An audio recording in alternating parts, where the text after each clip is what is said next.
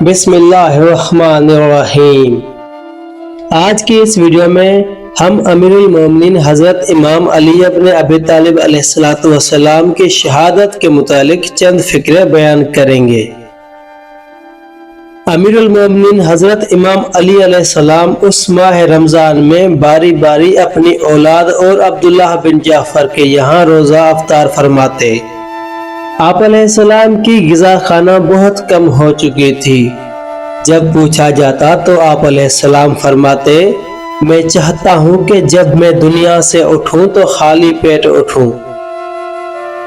19ویں شب کو امیر المومنین اپنی دختر ام کلثوم کے یہاں تشریف فرما تھے۔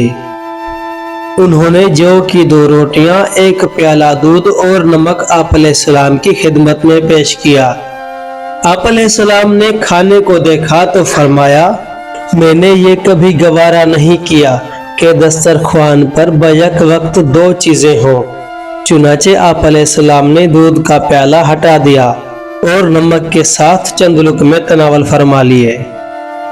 کھانے سے فارغ ہو کر حسب معمول عبادت میں مشغول ہو گئے، مگر بار بار صحن میں آتے، آسمان پر نظر کرتے اور فرماتے، خدا کی قسم یہی وہ رات ہے جس کا مجھ سے وعدہ کیا گیا ہے۔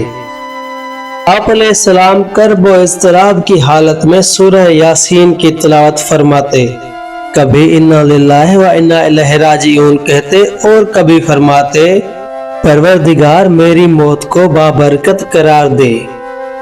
ام کلثوم نے یہ کیفیت دیکھی تو کہا، بابا آج آپ اتنے پریشان حال کیوں ہیں؟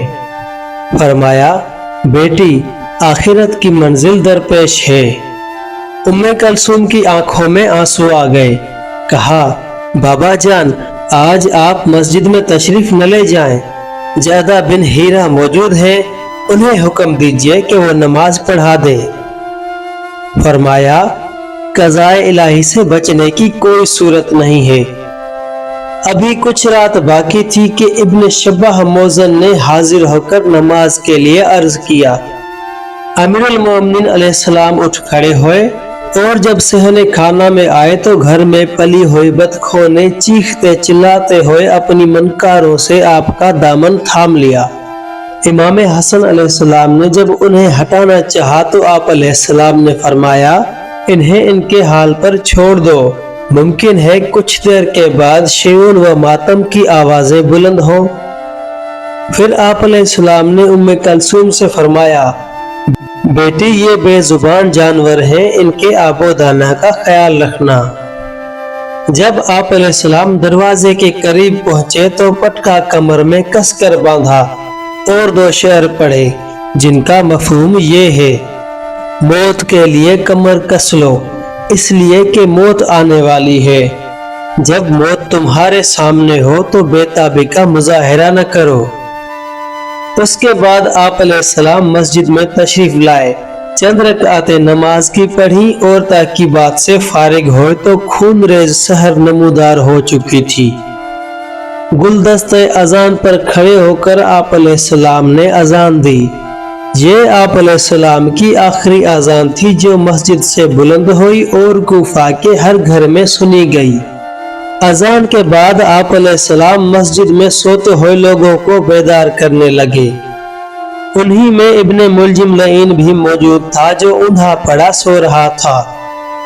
آپ علیہ السلام نے فرمایا کہ یہ شیطان کا طریقہ ہے، داہنی کروٹ سونا چاہیے جو مومنین کا شعار ہے، یا بائیں کروٹ سونا چاہیے جو حکمہ کا اندازہ ہے، یا پیٹھ کے بل پر سونا چاہیے جو انبیاء کا طرز عمل ہے۔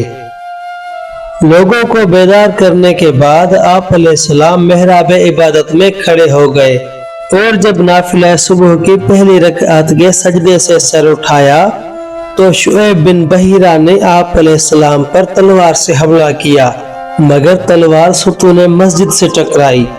پھر ابن ملجم لعین نے زہر میں بجھی ہوئی تلوار سر پر ماری، جس سے آپ علیہ السلام کا سر مبارک شگافتہ ہو گیا۔ آپ علیہ السلام نے فرمایا، کعبہ کے رب کی قسم میں کامیاب ہو گیا۔ آسمان کانپنے لگا، زمین لرزنے لگی، مسجد کے دروازے آپس میں ٹکرانے لگے، اور زمین و آسمان کے درمیان منادی نے یہ ندا دی کہ آج رکن ہدایت منہدم ہو گیا، علی مرتضیٰ قتل کر دیے گئے، وصی پیغمبر شہید کر دیے گئے۔ اس آواز نے کوفہ کی آبادی کو لرزہ بر اندام کر دیا، تمام شہر کانپ اٹھا اور لوگ جوک در جوک گھروں سے باہر نکل پڑے۔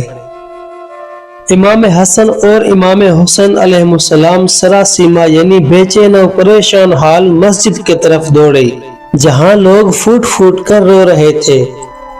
رسول خدا کے نواسوں نے آگے بڑھ کر دیکھا کہ محراب مسجد خون سے تر ہے اور امیر المومنین خاک و خون میں گلتان فرش مسجد سے مٹی اٹھا اٹھا کر سر کے زخم پر ڈال رہے ہیں۔ آپ علیہ السلام کو محراب عبادت سے صحن میں لایا گیا۔ امام حسن علیہ السلام نے قاتل کے بارے میں پوچھا تو فرمایا کہ مجھے ابن ملجم نے قتل کیا ہے۔ اتنے میں باب کنندہ کی طرف سے ایک شور بلند ہوا اور ابن ملجم گرفتار کر کے لایا گیا۔ مجمع غم و غصہ سے بے قابو ہو رہا تھا، آنکھوں سے غیظ و غضب کی چنگاریاں نکل رہی تھیں اور ہر شخص اس پر لعنت ملامت کر رہا تھا۔ جب اسے امام حسن علیہ السلام کے سامنے لایا گیا تو امام علیہ السلام نے فرمایا، بدبخت تو نے امیر المومنین کو قتل کر دیا، کیا یہ ان احسانات کا بدلہ تھا جو انہوں نے ہمیشہ تم پر کیے ہیں؟ ابن ملجم سر جھکائے خاموش کھڑا رہا اور اس نے کسی بات کا جواب نہ دیا۔ امیر المومنین علیہ السلام نے غشی سے آنکھیں کھول کے اسے دیکھا اور فرمایا، اے ابن ملجم، کیا میں تیرا اچھا امام نہ تھا؟ کیا میرے احسانات بھلا دیے جانے کے قابل تھے؟ اس پر ابن ملجم نے کہا، میں اپنے لیے دوزخ کا سامان کر چکا ہوں، پھر بھی مجھے کوئی پشیمانی نہیں ہے۔ اس کے بعد حضرت علی علیہ السلام نے امام حسن علیہ السلام کی طرف رخ کیا اور فرمایا، اے فرزند، اگر میں زندہ بچ گیا تو مجھے اختیار ہوگا کہ میں اسے سزا دوں یا معاف کر دوں، اور اگر اس ضربت کے نتیجے میں چل بسا تو تم اس سے قصاص لینا اور ایک ضربت کے بدلے ایک ہی ضربت لگانا، اور جب قتل ہو جائے تو اس کے ہاتھ پیر نہ کاٹنا۔ اس کے بعد لوگ ہاتھوں پر اٹھا کر گھر میں لائے، جہاں ایک کوہرام برپا تھا۔ امام حسن علیہ السلام نے دودھ کا ایک پیالہ آپ علیہ السلام کی خدمت میں پیش کیا۔ آپ علیہ السلام نے کچھ پیا اور فرمایا کہ ابن ملجم کو بھی دودھ کا شربت دو۔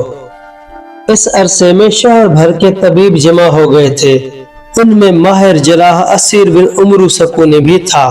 اس نے زخم کا جائزہ لینے کے بعد کہا کہ اب جانبر یعنی صحیح سلامت ہونے کی کوئی صورت نہیں ہے، کیونکہ زہر آلود تلوار سے مغز سر بھی متاثر ہوا ہے اور جسم میں بھی زہر پھیل چکا ہے۔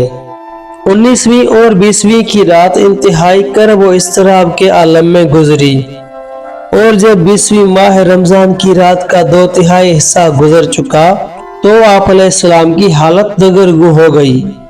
پیشانی پر موت کا پسینہ آیا۔ آپ علیہ السلام نے کلمہ شہادت زبان پر جاری کیا اور روح اطہر عالم قدس کی طرف پرواز کر گئی۔ تقویٰ و راست بازی کا چراغ گل ہو گیا، علم و عمل کے آفتاب کو گہن لگ گیا اور دنیا تیرہ و تار ہو گئی۔ انا للہ و انا الیہ راجعون۔ والسلام۔